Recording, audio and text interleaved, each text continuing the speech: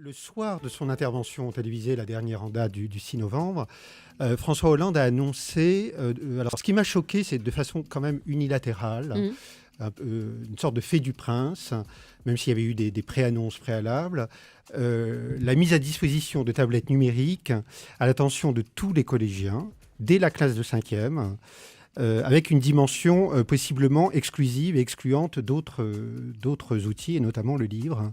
Et cela, alors moi, quand j'ai entendu ça, j'ai été pris, non seulement j'ai été assez choqué par cette dimension unilatérale, et j'ai été pris d'une forme de colère, d'autant plus que immédiatement après, j'ai appelé quelques amis enseignants en collège, qui n'étaient absolument pas au courant de l'affaire, et j'ai appelé de surcroît un ami qui est à l'inspection académique, notamment en charge des questions numériques, et qui m'a confirmé qu'il n'y avait eu aucune concertation préalable, ni non plus d'études sérieuses d'impact menées sur la durée. Alors, concernant un enjeu de société majeur, c'est tout de même le cadre cognitif au collège qui est engagé, le cadre cognitif des collégiens et la relation entre collégiens et professeurs, que des enjeux aussi décisifs et majeurs n'aient pas fait l'objet de concertation et seulement d'une annonce comme ça, unilatérale, sorte de fait du prince, oui, cela m'a choqué. Oui, et vous avez le sentiment que François Hollande a pris un peu le sujet à la légère, alors que c'est un sujet de société qui peut remanier de fond en comble notre pédagogie. Alain Jaillet, vous êtes partisan du numérique à l'école, et donc j'imagine en phase avec cette volonté de la généraliser, la génération numérique.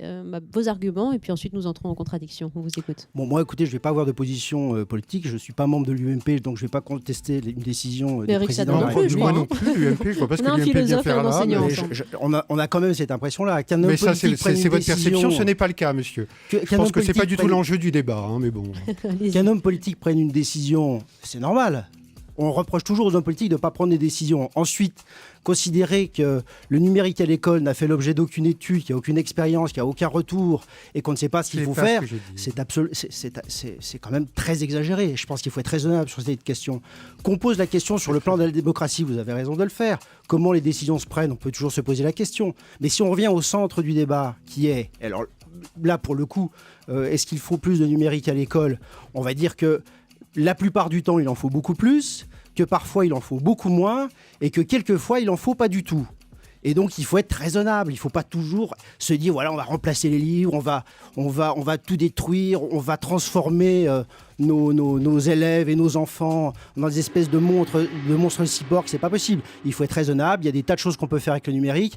On sait très bien ce que l'on peut faire avec. La décision du président de la République, elle est une opportunité qu'il ne faut pas louper. Maintenant, est-ce qu'on va réussir à la mettre en œuvre correctement ? Je pense aussi qu'il faut faire confiance aux enseignants. Ce ne sont pas que des crétins. Ils savent aussi prendre la mesure de ce qu'on leur permet en termes de disposition. Et voilà, il faut y aller. Vous y allez fort, Alain Jaillet. Alors, je pense que Éric Sadin n'a pas traité les enseignants de crétins, mais au moins, je sens que c'est un sujet qui vous passionne. Et non, et M. Jaillet parle de raisonnable.